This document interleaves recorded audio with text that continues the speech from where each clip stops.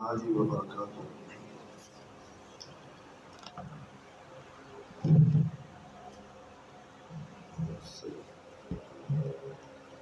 إن الحمد لله نحمده ونستعينه ونستغفره ونعوذ بالله من شرور أنفسنا ومن سيئات أعمالنا. من يهده الله فلا مضل له ومن يضلل فلا هادي له. أشهد أن لا إله إلا الله وحده لا شريك له وأشهد أن محمدا عبده ورسوله.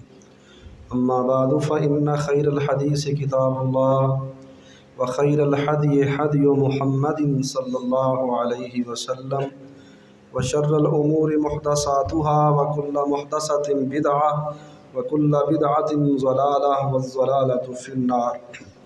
اللهم صل وسلم على نبينا محمد صلى الله عليه وسلم. أما بعد فأعوذ بالله السميع العليم من الشيطان الرجيم. إن الله لا يستحيي أن يضرب مثلا ما بعوضة فما فوقها فأما الذين آمنوا فيعلمون أنه الحق من ربهم وأما الذين كفروا فيقولون ماذا أراد الله بهذا مثلا يضل به كثيرا ويهدي به كثيرا وما يضل به إلا الفاسقين. تمام قسم کی تعریفات، حمد و ثنا، عظمت و بڑائی اللہ احکم الحاکمین، خالق کائنات، مالک ارض و سما کی ذات اقدس و مقدس کے لیے انگنت لاتعداد ریت کے ذرات، پانی کے قطرات سے زائد درود و سلام ہو امام الحرمین سید الثقلین، امام اعظم سید ولد آدم، فخر الرسول، سید کل آمنہ کے لال، کل کائنات کے سردار جناب محمد الرسول اللہ صلی اللہ علیہ وعلی آلہ وصحبہ وسلم کی ذات اطہر و مطہر پر لاکھوں کروڑوں رحمتیں ہوں. اہل بیت اعظام، صحابہ کرام، علماء، فقہا کی قبروں پر جن کی کوششوں اور کاوشوں سے دین حق ہم تک پہنچا. آج ہم مسلمان ہیں. اللہ سب کی مساعی جمیلہ کو اپنی بارگاہ میں قبول فرما. واجب الاحترام پیارے بھائیوں، بزرگوں اور نوجوان عزیز ساتھیوں،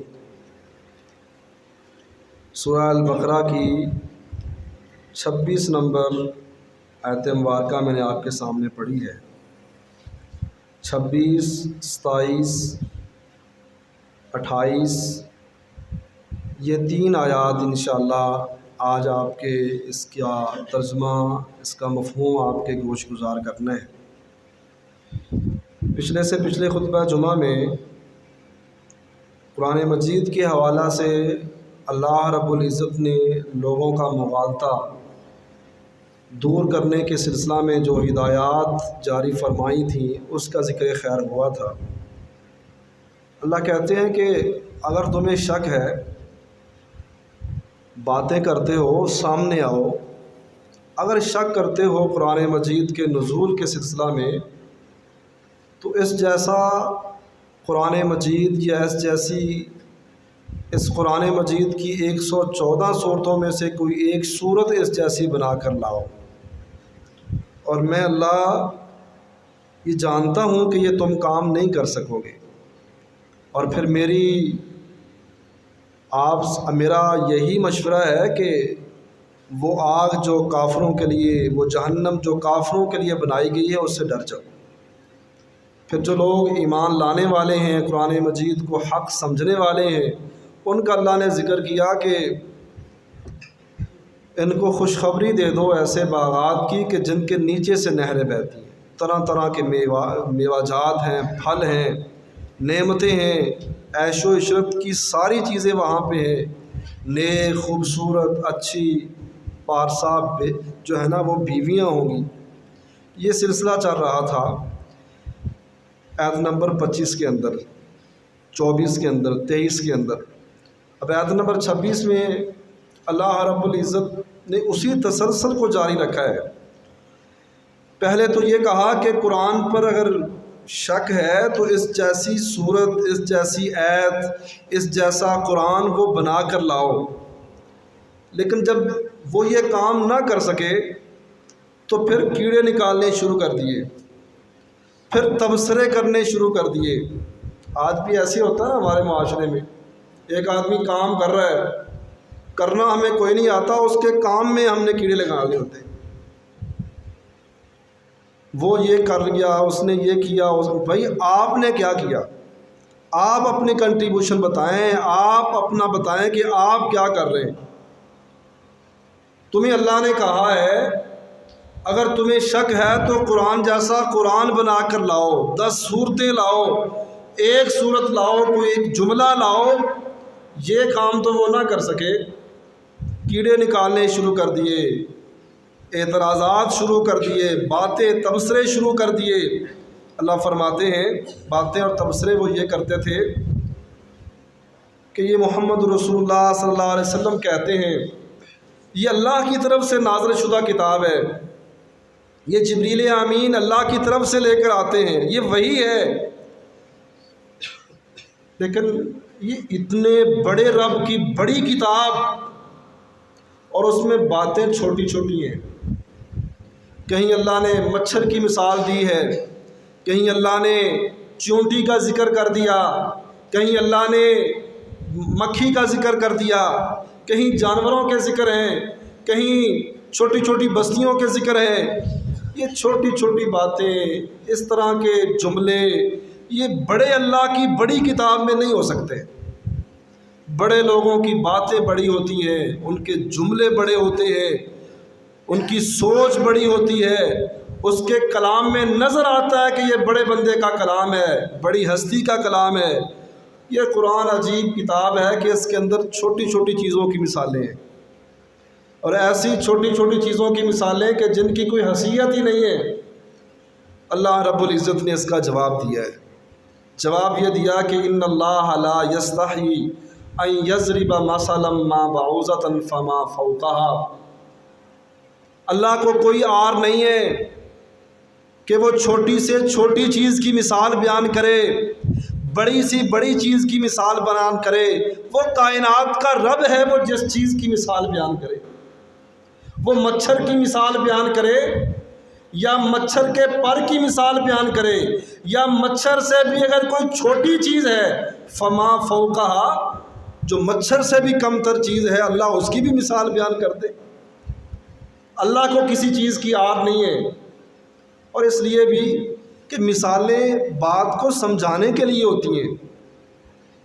ایک اگر میڈیکل کا بندہ ہے، اس کو آپ نے سمجھانا ہے تو آپ نے اس کے سامنے اس کی فیلڈ کی مثالیں دینی ہے۔ ایک اگر ذمہ دار بندہ ہے، اس کو آپ نے سمجھانا ہے تو اس کو سمجھانے کے لیے جو مثالیں ہوں گی وہ اس کی ذہنی سطح پر جو چیزیں اس کو سمجھ آ رہی ہوں گی وہی آپ اس کے سامنے رکھیں گے تو اس کو سمجھ آئے گی نا۔ ایک بندے کو میڈیکل کا پتہ نہیں ہے، انجینئرنگ کا پتہ نہیں ہے، کمپیوٹر کو جانتا نہیں ہے، آئی ڈی کا پتہ نہیں ہے، اس کے سامنے آپ ان فیلڈ کی ان چیزوں کی مثالیں آپ دو گے اور یہ تبصرے اور یہ چیزیں اس کے سامنے لاؤ گے تو وہ اس کے سر سے چیزیں گزر جائیں گی۔ مثالیں بیسیکلی ہوتی ہیں، ایگزامپلز ہوتی ہیں بات کو سمجھانے کے لیے، جو پہلے سے چیز موجود ہو، جس کا تجربہ ہو، آنکھوں کے سامنے ہو، اس چیز کی مثال دے کر اس سے بڑی چیز کی جو ہے نا وہ وضاحت کی جاتی ہے۔ اللہ فرماتے ہیں اللہ کو کوئی عار نہیں ہے۔ اللہ جتنا مرضی بڑا ہے، وہ جتنی چھوٹی سے چھوٹی چیز کی مثال دے، ان اللہ لا یستحی، اللہ کو اس بات پہ شرم یا عار نہیں ہے۔ اللہ اکبر۔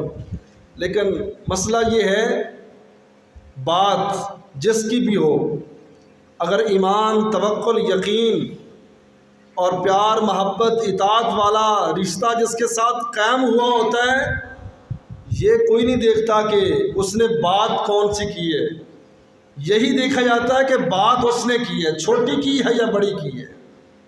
یہاں تو لوگ اس معاشرے میں اور آج ہمارے معاشرے میں بھی صحیح غلط کی تمیز کیے بغیر یہ ہمارے بڑے نے کہا تو یہ صحیح ہوگا، پارٹیاں ہیں، گروہ ہیں، جماعتیں ہیں، اللہ اکبر، بڑا جو کہہ دے سر تسلیم خم کر جاتے ہیں۔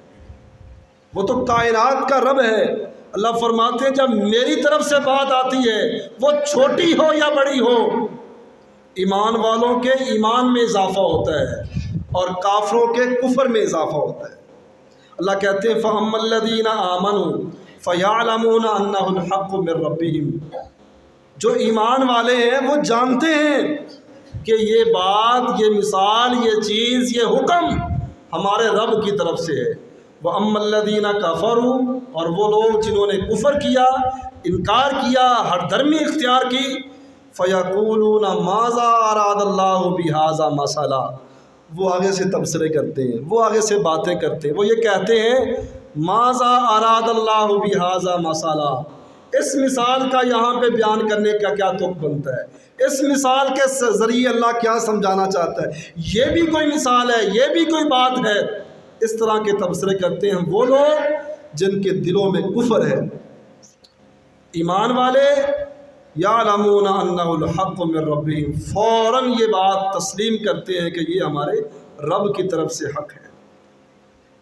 ہمارے سامنے قرآن مجید کی جب کوئی آیت آئے، جب میرے اور آپ کے سامنے اللہ کے رسول کی کوئی حدیث آئے، کوئی وحی آئے، اللہ کا، رسول اللہ کا کوئی پیغام آئے، دیکھیے اپنے آپ کو سمجھیے، سمجھائیے کہ اس پہ تبصرہ کرنا، اس پہ آگے اعتراضات کرنا، اس کو نہ بنانا، نہ ماننا اور نہ ماننے کے لیے ہیلے بہانے اختیار کرنا کہ یہ کیسے ہو سکتا ہے، سمجھ نہیں ہے، یہ کافروں کا شیوہ ہے۔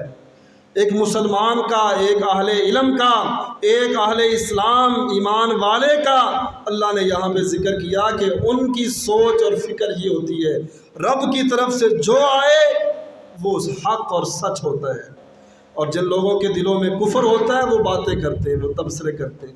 اس مثال کے ذریعے کیا مطلب ہے، اس کو کیوں ذکر کیا ہے، اس سے چھوٹی بڑی مثالیں اور بھی تھیں، صرف مچھر کا ذکر، چونٹی کا ذکر، اور ادھر جو ہے نا وہ ہاتھیوں کا ذکر، یہ قرآن مجید میں اتنے جانوروں کا ذکر، اتنی چیزوں کا ذکر، یہ ہدایت کی کتاب کیسے، اللہ کی کتاب کیسے، یہ اہل ایمان کا شیوہ نہیں ہے۔ اللہ فرماتے ہیں یُضِلُّ بِهِ کثیرا وَیَہْدِی بِهِ کثیرا، اس طرح کی چیزیں جو قرآن مجید میں ذکر ہوتی ہیں، جو میری طرف سے یہ ہدایات آتی ہیں، یہ جو مثالیں بیان ہوتی ہیں، احکامات آتے ہیں، اس سے اللہ رب العزت بہت سارے لوگوں کو گمراہ کر دیتا ہے اور بہت سارے لوگوں کو اللہ راہ ہدایت دکھا دیتا ہے۔ برتن کھلا ہو نا، برتن کھلا ہو، بارش ہو رہی ہو تو وہ بھر ہی جاتا ہے، اور برتن اگر ٹیڑھا ہو، برتن اگر الٹا ہو، اس کے اوپر جتنی مرضی بارش ہوتی رہے اس کا کوئی فائدہ نہیں ہونے والا ہوتا اسے۔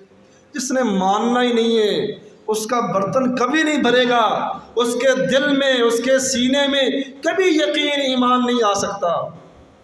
نُوَلِّهِ مَا تَوَلَّىٰ، اللہ فرماتے ہیں جو سمجھنا نہیں چاہتا، جو راہ ہدایت پہ نہیں آنا چاہتا، پھر ہم اس کی لگام کو ڈھیلا چھوڑ دیتے ہیں۔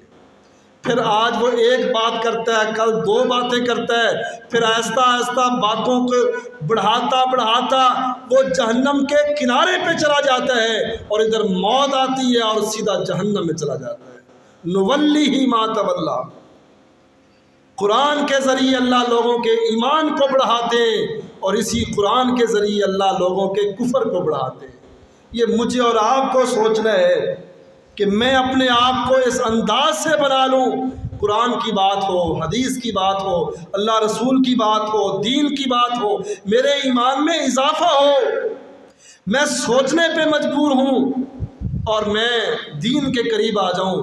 کہیں ایسا نہ ہو کہ قرآن و حدیث کی باتیں ہوتی رہیں اور میں ڈس سے مس نہ ہوں، اس لیے کہ اگر یہ رویہ میرے اندر آیا ہوا ہے تو یہ بہت خطرناک رویہ ہے،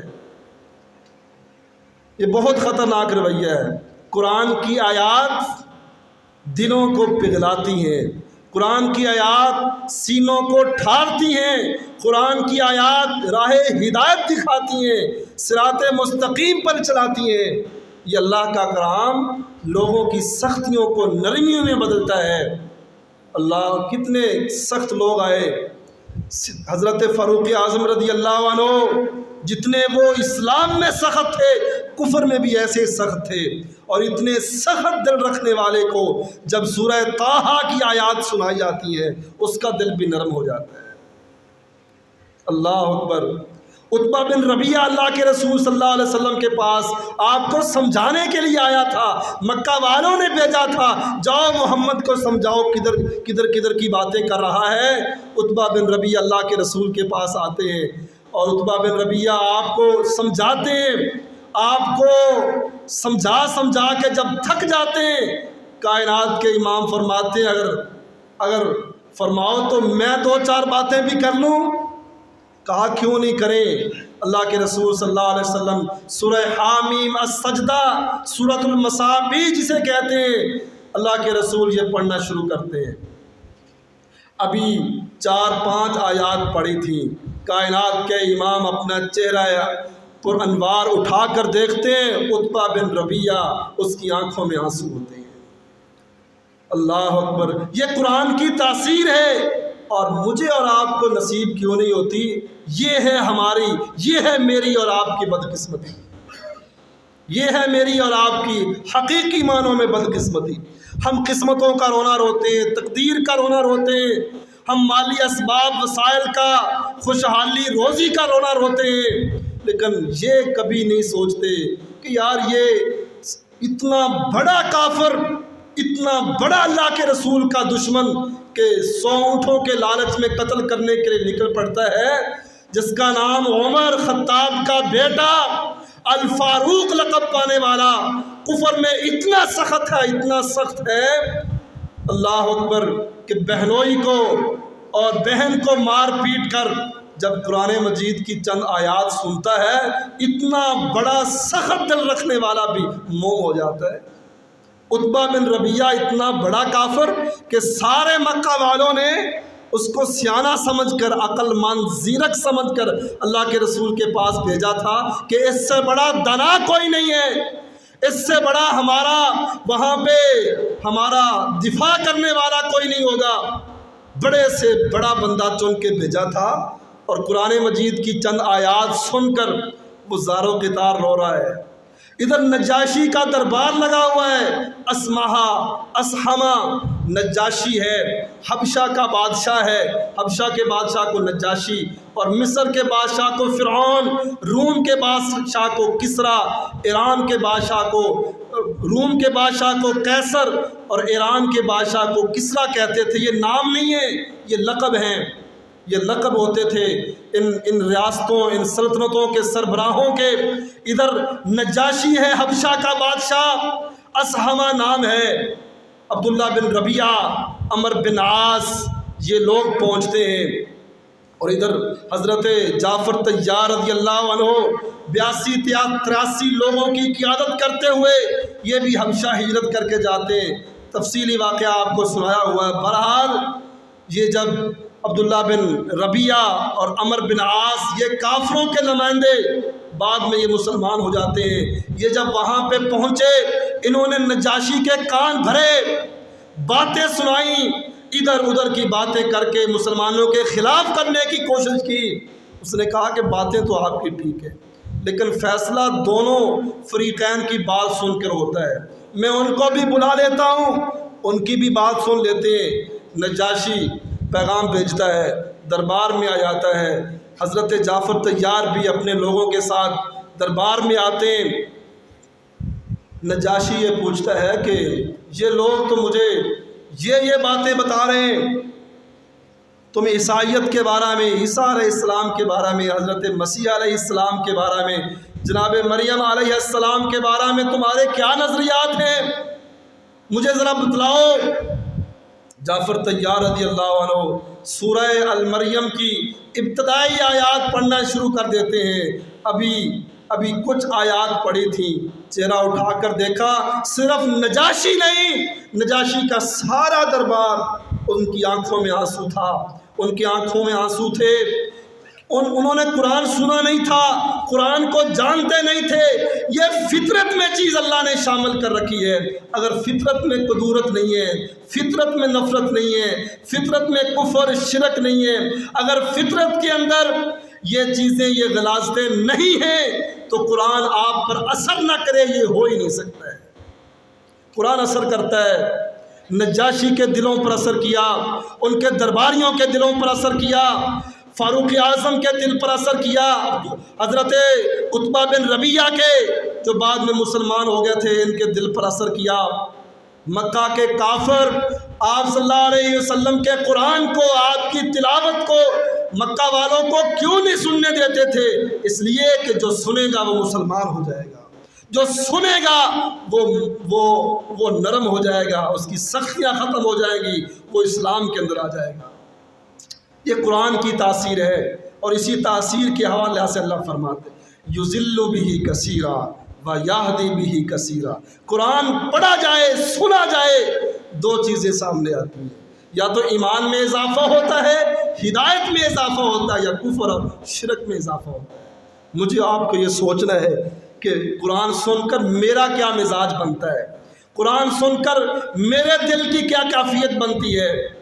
اگر میں اسلام، دین، اللہ، رسول، اطاعت، قرآن، حدیث، اس کی طرف راغب نہیں ہوتا، مجھے رونا ہے اپنی قسمت پر، مجھے اللہ سے استغفار کرنا ہے، اس لیے کہ جب گناہ پہ گناہ ہوتا ہے اللہ دلوں پر مہرے لگا دیتا ہے، پھر کچھ سنائی نہیں دیتا، پھر کچھ سمجھ میں نہیں آتا، پھر رات کو بھی اندھیرا ہی ہوتا ہے، اور دن کو بھی روشنی اندھیرا ہی نظر آتی ہے۔ اللہ اکبر۔ یہ کون لوگ ہیں جن کے کفر میں قرآن سن کر جن کے ایمان میں اضافہ نہیں ہوتا، کفر میں اضافہ ہوتا ہے، ایمان میں اضافہ نہیں ہوتا، جن پر اللہ کے اس کلام کا اثر نہیں ہوتا، یہ کون لوگ ہیں؟ اللہ فرماتے ہیں الذین ینقضون عہد اللہ من بعد میثاقہ، اللہ سے وعدہ کرنے کے بعد، اللہ سے عہد کرنے کے بعد جو لوگ اپنے عہد کو، اپنے وعدہ کو توڑ دیتے ہیں، وَيَقْطَعُونَ مَا أَمَرَ اللَّهُ، جس کو اللہ نے جوڑنے کا حکم دیا ہے اس کو بھی توڑتے ہیں، وَيُفْسِدُونَ فِي الْأَرْضِ، اور زمین کے اندر فساد پھیلاتے ہیں۔ یہی لوگ نقصان اٹھانے والے ہیں، اور یہی وہ لوگ ہیں جن کے دلوں پر قرآن اثر نہیں کرتا، جن کے ایمان قرآن سن کر اس میں اضافہ نہیں ہوتا، اس کے شرک میں، کفر میں، اور اس کے فسق و فجور میں اضافہ ہوتا ہے۔ تین قسم کے لوگ اللہ نے یہاں پہ ان کا ذکر کیا ہے۔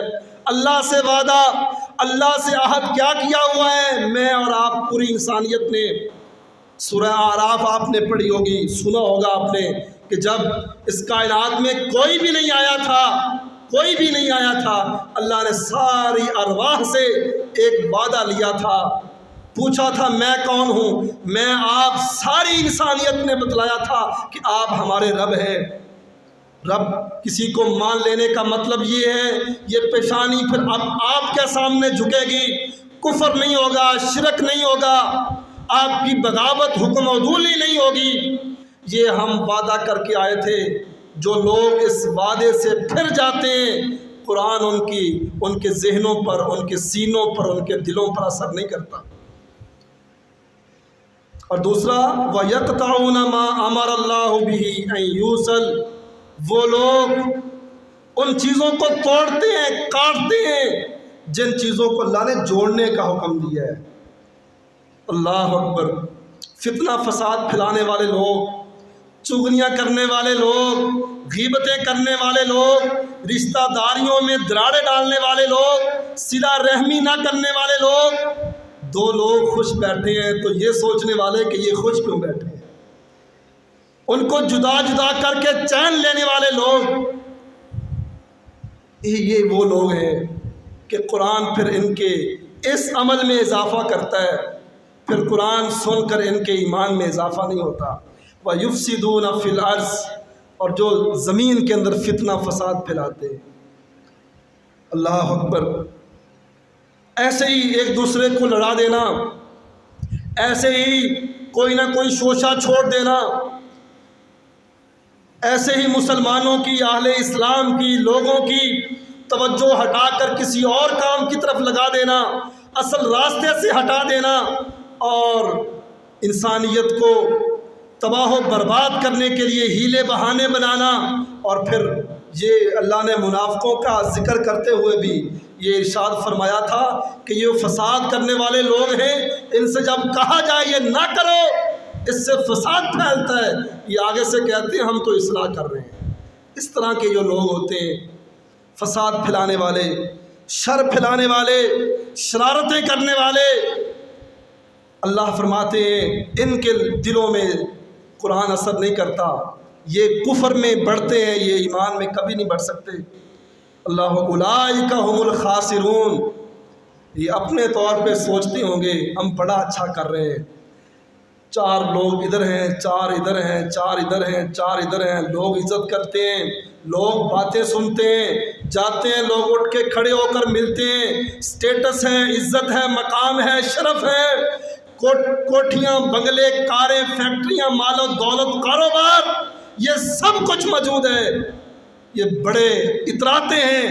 اللہ فرماتے ہیں اولئک هم الخاسرون، میں رب کی نظر میں یہ کامیاب نہیں، یہ ناکام لوگ ہیں، یہ دھوکے میں ہیں، یہ اپنے آپ کو دھوکے میں انہوں نے رکھا ہوا ہے، یہ فریب میں اپنے آپ کو انہوں نے رکھا ہوا ہے۔ اولئک هم الخاسرون، یہ نقصان اٹھانے والے ہیں، یہ خسارہ اٹھانے والے لوگ ہیں۔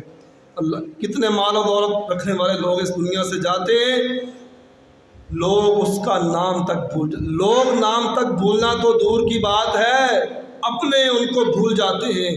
اور کتنے ایسے لوگ اس دنیا سے گئے ہیں، شاید ان کو اپنے کوئی نہ جانتے ہو، لیکن رہتی دنیا تک اللہ نے ان کے ناموں کو زندہ کیا ہوا ہے۔ یہ اللہ کی طرف سے رحمت ہوتی ہے، اور یہی چیز، یہی مال و دولت اگر اطاعت الہی سے، اطاعت خدا سے، اطاعت رسول سے دور کر دے، اسلام